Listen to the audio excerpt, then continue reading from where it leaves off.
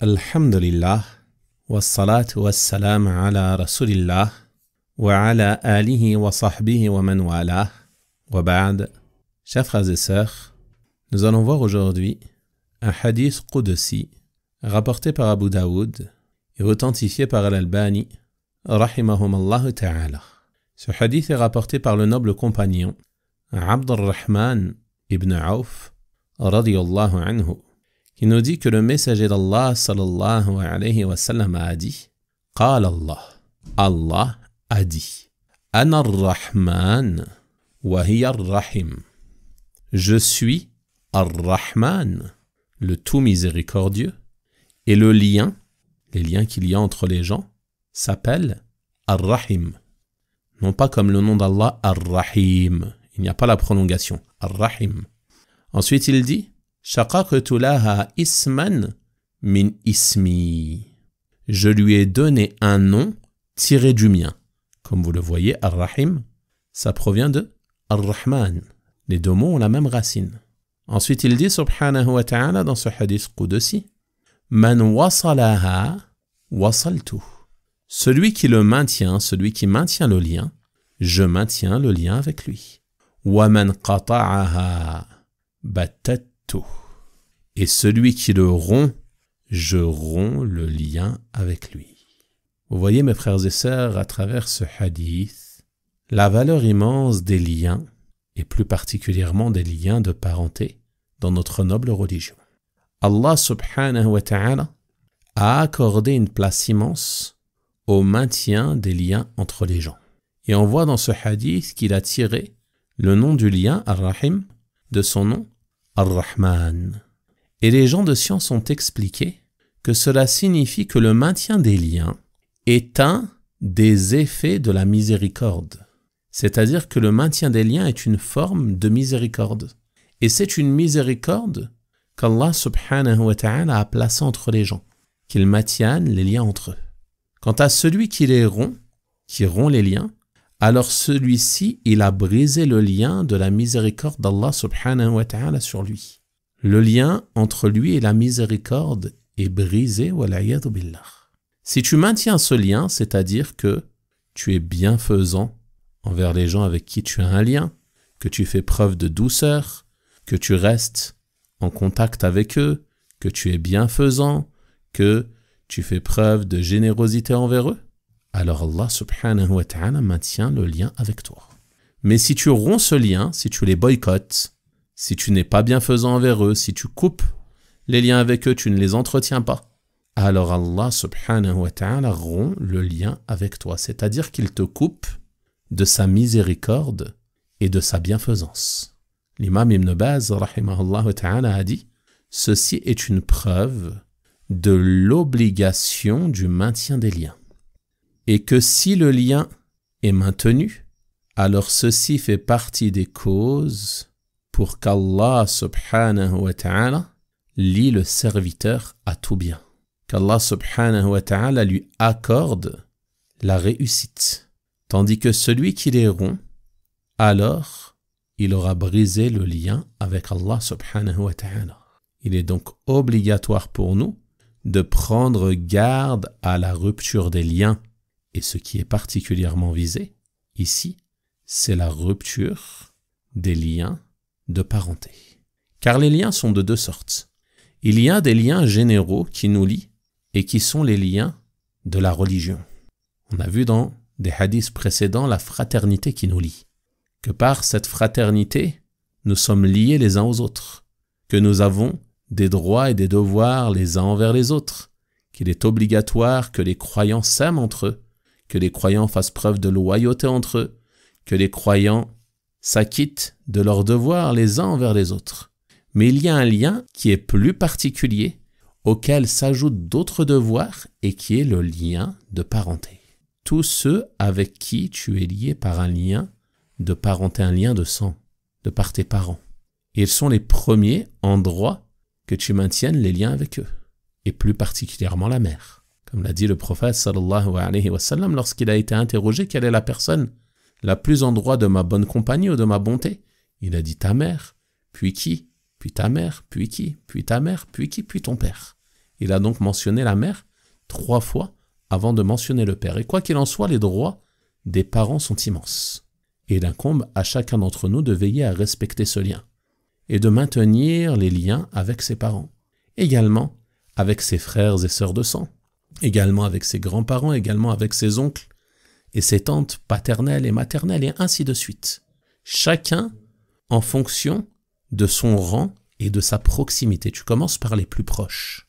Et le maintien des liens a lieu en prenant de leurs nouvelles, en s'enquérant à leur sujet, en leur adressant as-salam, en leur venant en aide lorsqu'ils ont besoin, en repoussant d'eux les méfaits qui pourraient les atteindre, en étant souriant lorsque tu les vois, en faisant des invocations en leur faveur, et ainsi de suite. Tu leur prodigues tout ce que tu peux comme bien, et tu repousses d'eux tout ce que tu peux comme mal, chacun en fonction de ses possibilités. Et les gens de science ont mentionné qu'il n'y a pas de choses précises légiférées à ce sujet, mais que cela revient aux us et coutumes des gens, c'est-à-dire ce qui est d'usage parmi les gens. Ce qui est considéré comme maintien des liens parmi les gens, c'est ainsi qu'on maintiendra le lien. Et ce qui est considéré comme rupture sera considéré comme rupture. Et cela peut varier selon les pays. Et ce car, il nous a été ordonné de maintenir les liens sans que rien de précis ne soit mentionné à ce sujet. On ne trouve pas dans le texte une chose précise mentionnant la manière de maintenir les liens. Donc, cela revient à l'usage. Qu'est-ce qui est considéré comme tel parmi les gens? Les gens de science ont dit, sauf si l'usage est corrompu. C'est-à-dire que l'usage, comme dans certains pays non islamiques, l'usage c'est de rompre les liens. Les gens n'ont plus de lien entre eux. Donc ça, c'est un usage qui n'est pas pris en considération. On prend en considération l'usage des musulmans, l'usage des gens vertueux. Et on maintient les liens de cette manière. Et si tu agis ainsi, Allah subhanahu wa ta'ala maintiendra le lien avec toi. Tu profiteras de la miséricorde d'Allah subhanahu wa ta'ala. Donc ceci est d'une grande importance, de veiller à maintenir les liens de parenté, ne serait-ce que par de simples messages ou de simples appels. Il ne t'est pas demandé, comme le pensent certaines personnes, de passer l'ensemble de tes journées à leur côté, ou de passer tes week-ends à tous les visiter un à un. Ce n'est pas forcément cela qui est demandé, mais c'est que tu ne rompes pas le lien, qu'il y ait toujours un lien entre toi et eux. Ne serait-ce qu'un salam, ne serait-ce qu'une belle parole, ne serait-ce qu'une belle invocation en leur faveur, tu ne les oublies pas. Tu leur fais savoir que tu penses à eux, tu leur transmets le salam par un intermédiaire s'ils sont loin, car parfois il y a la distance, parfois il y a des causes qui mènent à un éloignement entre les personnes. Mais chacun agit en fonction de ce qui lui est possible, en fonction de ce qu'Allah subhanahu wa ta'ala lui a facilité. Et tu veilles à ne pas rompre les liens. Surtout, si tes proches sont des gens sur la droiture. Ils méritent d'autant plus que tu maintiennes les liens avec eux. Quant aux proches qui peuvent avoir des déviances, être sur une voie autre que celle de l'islam, sur une autre religion par exemple. Ou alors ils sont musulmans mais ils commettent des péchés majeurs, ils ont de la perversité apparente, ou ils font partie des gens de l'innovation et ainsi de suite. Dans ce cas-là, le maintien des liens avec eux consiste particulièrement à ce que tu prodigues des efforts pour les ramener à la voie droite. Il est évident que si une personne a un proche qui, par exemple, est toujours ivre, il ne va pas passer ses journées avec lui. Il ne va pas non plus l'aider à acheter de l'alcool. Mais le maintien des liens avec lui, ça va être quoi? Ça va être de l'exhorter lorsque cela est possible, de le sermonner, de lui rappeler la gravité de son péché, et ainsi de suite. Et s'il persiste, s'il s'obstine à rester dans le péché, alors nul gêne à toi à t'éloigner de lui, dès lors qu'il ne veut pas écouter le conseil. Mais attention, tu ne t'éloignes pas de lui sans l'informer de la cause. Car il y a des personnes qui vont rompre les liens. Ils vont te dire, j'ai rompu les liens parce que lorsque je suis avec eux, je ne fais que des péchés. Leurs assises sont des assises de médisance. Ce ne sont pas des gens vertueux. Mais il ne les informe pas, il ne les a jamais conseillés. Si tu agis ainsi, tu n'as pas été loyal envers eux. Tu as un manque de loyauté. Tu t'es écarté, mais tu n'as pas conseillé. La première obligation est le conseil. Ton devoir envers eux est que tu leur adresses le conseil pour qu'ils reviennent à la vérité, pour qu'ils délaissent leurs péchés, pour qu'ils se réforment, pour qu'ils se corrigent. Mais si tu ne leur dis pas, peut-être qu'ils vont rester dans leur insouciance et dans leurs péchés. Et ils ne vont pas comprendre pourquoi tu as rompu avec eux. Donc la rupture, elle n'aura pas l'effet escompté. Car l'effet escompté de la rupture, c'est quoi? C'est que la personne se réforme, que la personne se corrige. que la personne tire des leçons. Donc tu vas les informer de cela, tu les conseilles. Tu fais tout pour les ramener à la droiture, pour les ramener à la vérité. Et s'ils persistent et que les assises auprès d'eux sont nuisibles, nul gêne à toi de t'écarter, en les informant que tant qu'ils sont dans cette situation, tu ne peux pas participer à leurs assises et leurs assemblées. Et malgré cela, tu continues de maintenir les liens avec eux comment? En invoquant en leur faveur. Tu ne te lasses pas d'invoquer Allah subhanahu wa ta'ala en leur faveur pour qu'Allah les guide, leur facilite le repentir, pour qu'Allah les ramène à la voie droite et ainsi de suite. Tu multiplies les invocations en leur faveur, tu ne les oublies pas, car tu as un lien avec eux qu'il t'incombe de maintenir. Et tu le maintiens par ces invocations que tu fais dans tes prières lors de tes prosternations, que tu fais au dernier tiers de la nuit et ainsi de suite, lors des moments propices à l'invocation. Et j'attire votre attention, mes frères et sœurs, sur une erreur dans laquelle tombe nombre de personnes, qui est de penser que maintenir les liens de parenté, c'est maintenir les liens avec ceux qui les maintiennent avec toi. Et ceci, en réalité, ce n'est pas un maintien des liens. Le prophète sallallahu alayhi wa sallam a dit dans un autre hadith, « Celui qui lie les liens de parenté n'est pas celui qui rend l'appareil. Tu m'as visité, je te visite. Tu m'as fait un cadeau, je te fais un cadeau. Tu prends de mes nouvelles, je prends de tes nouvelles. » Ça, ce n'est pas le maintien des liens. Ça, tu rends simplement l'appareil. La personne a été bienfaisante envers toi, tu lui rends sa bienfaisance. C'est la moindre des choses. Mais le maintien des liens de parenté, il nous dit le prophète sallallahu alayhi wa sallam, celui qui maintient les liens de parenté, c'est celui qui lie ces liens lorsqu'ils ont été coupés. C'est-à-dire les gens se sont écartés. Ils ont rompu les liens avec toi. Mais toi, tu maintiens ces liens. Tu prends de leurs nouvelles. Tu leur envoies un message, tu leur envoies une invocation, tu leur passes un coup de fil, tu essaies de leur rendre visite, tu leur envoies un cadeau ou autre chose semblable. C'est ça, la réalité du maintien des liens de parenté. Et ceci a de nombreux bénéfices que l'on ne pourra pas tous citer ici. Mais on va se contenter d'un hadith rapporté par les imams al-Bukhari et Muslim rahimahumallahu ta'ala, dans lequel Anas ibn Malik radiyallahu anhu rapporte qu'il a entendu le prophète sallallahu alayhi wa sallam dire « Quiconque souhaite que sa subsistance lui soit étendue, c'est-à-dire qu'il ait une large subsistance, et que le terme de son existence soit prolongé, alors qu'il maintienne les liens de parenté. » Allahu Akbar. C'est une cause de bénédiction dans ta subsistance. Et c'est une cause de bénédiction dans ta vie également. Donc tu vois le mérite immense qu'il y a en cela. Et inversement, il nous dit dans un autre hadith, sallallahu alayhi wa sallam, celui qui rompt les liens n'entrera pas au paradis. Donc tu vois que la rupture des liens relève des grands péchés. Et cette rupture que l'on observe aujourd'hui entre les gens, elle a de multiples causes. Parmi les causes, il y a la faiblesse de la foi. En effet, le prophète sallallahu alayhi wa sallam a dit dans un autre hadith, Man kana yu'minu billahi wal yawmil akhir, falyasil rahimah. Celui qui croit en Allah et au jour dernier, qu'il maintienne ses liens de parenté. Donc tu vois qu'il fait partie de la perfection de la foi en Allah et au jour dernier, de maintenir les liens de parenté. Si tu ne les maintiens pas, si au contraire tu les romps, qu'est-ce que cela signifie? Cela signifie que tu souffres d'un manque de foi, d'une faiblesse dans ta foi. Et ça, c'est la raison principale de la rupture qu'il y a entre les gens aujourd'hui. C'est le manque de foi. Le manque de foi en Allah subhanahu wa ta'ala, le manque de foi au jour dernier. Ils ne pensent pas qu'ils vont avoir des comptes à rendre au jour dernier. Ils oublient cela, ils sont dans l'insouciance. Donc ils rompent les liens. Et ils ne pensent qu'à la vie présente. Il m'a fait mal, il a été injuste envers moi. Non, mais quand je le vois, il est comme ceci, comme cela. Et il oublie l'au-delà. Il oublie que dans l'au-delà, ce maintien des liens, ce sera une œuvre immense pour s'élever auprès d'Allah subhanahu wa ta'ala. Regarde dans ce hadith, celui qui maintient les liens, Allah maintient le lien avec lui. Allah maintient le lien avec toi. Allah te lie à sa miséricorde subhanahu wa ta'ala. C'est un bienfait immense. Et inversement, celui qui les rompt, il brise le lien entre lui et la miséricorde d'Allah. Et cela nous indique une deuxième cause parmi les causes de rupture entre les gens, qui est l'ignorance des conséquences de la rupture et l'ignorance des mérites du maintien des liens de parenté. Nombre de gens ne sont pas conscients de la gravité de la rupture des liens de parenté. Nombre de gens ne sont pas conscients des mérites du maintien des liens de parenté. Il nous suffit ce hadith que l'on vient de voir aujourd'hui. Ce hadith, à lui seul, il suffit pour te motiver et te pousser à maintenir tes liens de parenté. Tu sais que lorsque tu maintiens ces liens, Allah maintient le lien avec toi. Alors que si tu les romps, Allah rompt le lien avec toi. Juste ce hadith, il suffit. Ajoutez à cela le hadith que l'on a mentionné, celui qui rompt les liens, il ne rentrera pas au paradis.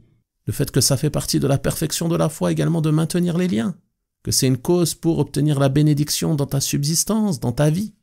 Donc l'ignorance, elle est la cause de nombre de ruptures entre les gens. C'est une des causes principales. Car l'ignorance, de manière générale, l'ignorance de notre religion, elle est la cause de nombreux méfaits. Et c'est pour cela que l'apprentissage de la science religieuse fait partie des meilleures des œuvres. Pour cela que chacun d'entre nous doit consacrer du temps à l'apprentissage de sa religion. À commencer par la croyance, à commencer par également les règles de tes adorations que tu fais quotidiennement, mais aussi les droits et les devoirs de chacun, afin de pouvoir t'acquitter de tes devoirs envers les gens. Également parmi les causes de rupture, il y a parfois la distance ou l'absence prolongée qui peuvent pousser les personnes au final à s'isoler parce qu'ils se sont habitués à être seuls. Donc ça lui va très bien. Il reste seul et il ne veut pas de lien. Toutefois, il faut savoir qu'aujourd'hui, il y a, alhamdulillah, des moyens de pallier à cette distance. Nous avons les moyens modernes de communication. Même si un de tes proches se trouve de l'autre côté du globe, à des milliers de kilomètres, il t'est possible, en quelques secondes, de lui envoyer un message, que ce soit à l'écrit ou un vocal, ou de lui téléphoner, ainsi de suite. Aujourd'hui, ça nous a été facilité. Donc il faut utiliser ces moyens dans le bien. Profiter de ces moyens pour nous rapprocher d'Allah, non pas utiliser ces moyens dans les péchés et la transgression seulement. Prenez garde, soyez reconnaissants pour ces moyens qui nous ont été facilités. Utilisez dans le bien, utilisez-les pour maintenir vos liens de parenté. Et celui qui est isolé, il ne doit pas se satisfaire de cette situation. Ne t'habitue pas à la rupture, ne t'habitue pas à être seul. Les gens de ta famille, ils ont des droits sur toi. Tu as des devoirs envers eux, acquitte-toi de cela. Ceci est d'une grande importance. Également parmi les causes qui peuvent mener à la rupture entre les gens, il y a l'excès de blâme et de critique. C'est-à-dire qu'il y a des personnes, lorsqu'ils vont recevoir un proche, quelqu'un de leur famille, la première chose qu'ils vont faire, c'est lui reprocher de ne pas être venu avant cela. Lui reprocher de ne pas venir souvent. Lui reprocher de ne pas l'appeler. Lui reprocher ceci et cela. Et ceci met la personne mal à l'aise et ne lui donne pas envie de revenir. Donc ceci est un comportement mauvais qui va pousser la personne à elle aussi en retour avoir un comportement mauvais. Donc des fois, il faut te poser des questions. Si les gens ne maintiennent pas les liens avec toi, est-ce que toi tu es cordial lorsque tu les vois? Est-ce que tu les accueilles d'une bonne manière? Est-ce que tu leur montres que tu es content de leur venue? Ou alors est-ce que tu les accueilles froidement, au pas de la porte? Quelle est ta manière de te comporter avec eux? Est-ce que tu leur dis des belles paroles lorsqu'ils te visitent ou lorsqu'ils t'appellent? Ou est-ce que tu fais que leur adresser des blâmes? Ne te plains pas. Si ensuite les gens rompent les liens avec toi, si toi, de ton côté, tu ne fais pas d'efforts pour leur faciliter les choses, pour leur donner envie de te voir, pour leur donner envie de te visiter, de t'appeler, et ainsi de suite. Pense à cela. Pense à bien accueillir tes proches lorsqu'ils te visitent. Pense à leur prononcer des bonnes paroles lorsqu'ils t'appellent, lorsqu'ils t'envoient un message. Dites aux gens de bonnes paroles, ceci est une manière de se rapprocher d'Allah. Sois souriant. Le sourire que tu fais à ton frère n'est-il pas une aumône? Alors que dire lorsque tu le fais à tes proches parents? Sois souriant lorsque tu les vois. N'aie pas un visage renfrogné, un visage fermé. Et délaisse les blâmes, surtout lorsque tu ne les as pas vus depuis une longue durée. Mais manifeste-leur plutôt ta joie de les voir, ta joie de les accueillir. Et donne-leur envie de revenir afin que tu sois une cause pour les aider à maintenir les liens avec toi, Inch'Allah ta'ala. Également parmi les causes de rupture, il y a parfois l'excès et l'exagération dans l'accueil. C'est-à-dire que lorsque la personne reçoit, elle veut préparer tout un tas de choses, elle veut préparer sa demeure, elle veut préparer ses vêtements, elle veut préparer un repas hors du commun, et ainsi de suite. Et ça rend l'accueil compliqué, ça rend les visites compliquées. Ceci devient comme une charge. Donc, ça peut être compliqué pour la personne qui accueille. Elle ne va pas vouloir accueillir souvent parce qu'elle voit cela comme une charge, elle voit qu'elle a beaucoup de choses à faire, donc elle va repousser. Elle va dire pas aujourd'hui, la semaine prochaine, dans un mois. Pourquoi? Parce qu'elle est fatiguée, elle ne peut pas faire tout ce qu'elle s'est imposé qui n'est pas forcément nécessaire. Ou alors, ça va pousser la personne qui lui rend visite à ne pas venir trop souvent par peur de la gêner, quand elle va voir trop d'excès. Donc attention, ici on ne dit pas qu'il ne faut pas bien accueillir, ceci fait partie des nobles comportements islamiques de bien accueillir quelqu'un, de faire ton possible pour l'honorer, mais à juste mesure, sans excès, sans exagération, sans s'imposer une chose au-dessus de tes moyens. Fais des choses que tu pourras renouveler, des choses que tu pourras faire constamment. Mais ne t'impose pas des gênes qui vont rendre les choses compliquées et qui vont pousser à démotiver au maintien des liens entre vous. Également, parmi les causes de rupture que l'on peut mentionner, il y a le manque de patience, le manque d'indulgence et l'intransigeance envers les gens. C'est-à-dire que les gens ne patientent pas les uns sur les autres. Ils ne comprennent pas qu'ils sont différents. Ils ne comprennent pas qu'ils ont peut-être des goûts, des habitudes, des préoccupations qui sont différentes. Donc ils ne patientent pas les uns sur les autres et exigent des choses qui ne peuvent pas leur être apportées, qui ne peuvent pas leur être accordées. Ils ne ferment pas les yeux sur certains manquements qui sont insignifiants, qui ne méritent pas qu'on s'arrête dessus. Ils vont s'arrêter sur une parole, ils vont s'arrêter sur un soupir, ils vont s'arrêter sur un regard. Ils ne patientent pas les uns sur les autres, ils ne patientent pas sur leurs différences. Ils ne sont pas indulgents, ils sont intransigeants. Il m'a mal parlé, il ne m'a pas respecté, et ainsi de suite. Et ensuite, ils rompent les liens. Donc ça, c'est d'une grande importance de ne pas trop en demander. Contente-toi du peu que les gens ont à te donner. Même si tu estimes qu'ils te sont redevables de plus, même si tu estimes cela, supposé, contente-toi du peu qu'ils ont à te donner. Sois satisfait de cela. Sois indulgent. N'en demande pas trop. Et Inch'Allah ta'ala, tu verras que ceci facilitera les relations avec toi et le maintien des liens. Bi'inillahi ta'ala. Donc ceci sont certaines causes et il y a certainement d'autres causes multiples qui peuvent mener les gens à rompre les liens entre eux et à s'écarter les uns des autres. Mais quoi qu'il en soit, il faut faire preuve de patience et il faut espérer à travers cela la récompense immense qu'il y a auprès d'Allah subhanahu wa ta'ala. Maintiens les liens de parenté, Allah les maintiendra avec toi. Et prends garde à ne pas rompre les liens, sinon Allah risque de rompre les liens avec toi et te couper de sa miséricorde et de sa bienfaisance. Wal'iyadhu billah. Je demande donc à Allah subhanahu wa ta'ala de nous guider vers les meilleurs des comportements. Wa sallallahu wa sallama wa baraka ala nabiyyina Muhammad wa ala alihi wa sahabatihi ajma'in. والحمد لله رب العالمين وبارك الله فيكم.